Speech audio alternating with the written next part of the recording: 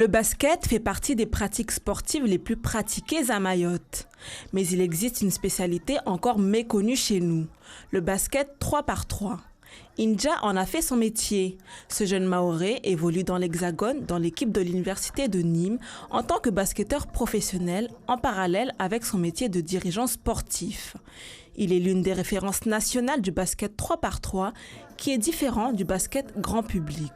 Déjà, ça se joue sur un demi-terrain. Déjà. Ça se joue avec un taille 6 officiellement. Et ça se joue avec 3-3 sur le terrain, sur 3 contre 3 à la place du basket 5 contre 5. On est 5 contre 5 et ça se joue sur du demi-terrain et c'est des matchs de 10 minutes.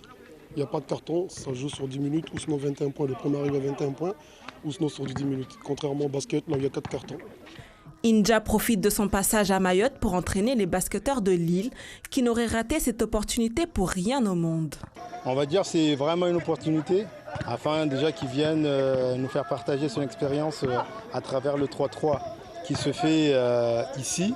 Mais en plus pro, on profite au maximum de ses talents afin d'améliorer plus ou moins déjà le code de jeu qui va se pratiquer un peu plus dans pas longtemps ici à Mayotte, qu'on prenne un petit peu de l'avance.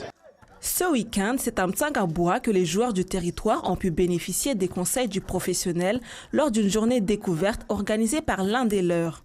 Selon eux, l'avenir du basket 3x3 sera prospère chez nous. C'est quelque chose qu'il faudra vraiment développer à Mayotte parce que c'est très peu connu, alors que c'est un style de jeu. Je sais qu'avant, on pouvait également avoir joué en mixte.